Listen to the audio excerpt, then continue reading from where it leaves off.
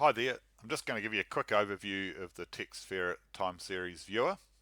So the first screen we've got here is our data sources. We can see the date range of the data that TextFerret's procured into this particular project and the data sources making up that full universe of data. So we've got Facebook comments, Twitter, media, so that's like traditional media articles, stuff comments, Facebook posts, so just on that stuff comments, that's from media articles where there's been commentary entered by the population. And so then we can analyze all of that data and we'll walk you through the different steps that we can show. The first one's looking at the themes. So within this data set, we're looking at the COVID issues being faced by small businesses in New Zealand. And so here we've got all of the themes that TextFerret's found from that free text data. So we have supermarkets, essential, non-essential services, the economy, airports and flying, and you'll see all of the different elements that we've found here. Over here we can then show basically examples of the source data. So this is showing for each of the different themes. So say if we grab supermarkets, we can show social media data for the actual comments that has made up that particular theme that TextFerret's found. We can then filter that by showing all conventional media, the internal data that the client's provided, or just the social media, or we can include all of them as well. So it allows you to get a really good sense of what the voice is out there from these different sources.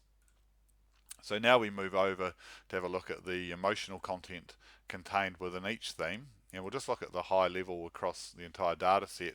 We can see each of the themes being represented here on our sentiment, so that's from negative through to positive, and emotional intensity, being passionate through to being apathetic. So these dimensions are being created by the TextFerret engine. So we've been refining the ability to extract emotional insight from free text data for the last 4 years, and all of that learning's gone into the engine. So we're able to then show, for instance, that supermarkets, very passionate language being used in that particular theme, and predominantly negative. So obviously quite a few issues going on in that space. Whereas airports and flying, very positive, not quite as passionate, but you'd say that's a pretty good result within that space. What we can also do with TextFerret is drill down into some of these themes. So say the supermarkets one here is a very large theme, so we can say, okay, what's going on within that? And we can drill in to say, okay, within supermarkets, what are we talking about? And you can see here the different topics within supermarkets. So we've got staff and their needs, again very positive, whereas panic buying, stockpiling, very negative and very passionate language being used to describe that phenomena.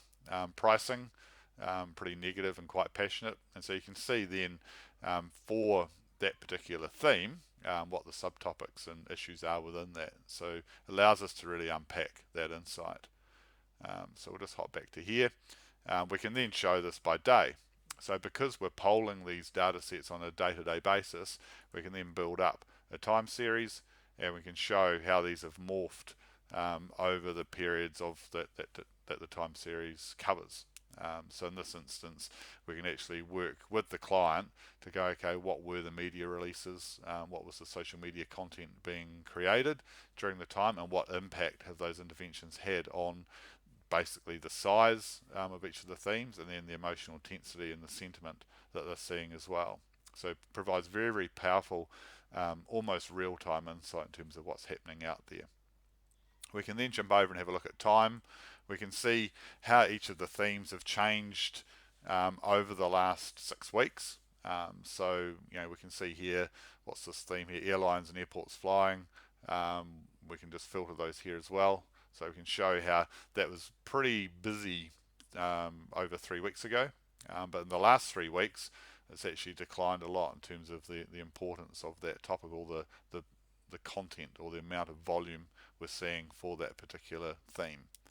And then here we've got essential, non-essential services has sort of come and gone a little bit more than 3 weeks ago, but in the last 3 weeks it's been pretty much the largest topic of conversation out there. We can then, because again we're polling this by day, we can show how each of these are changing by day. It gets a wee bit busy, but then it gives the ability to monitor that at this sort of level, which is really powerful. Um, then we move on to see, well, how are things changing with time?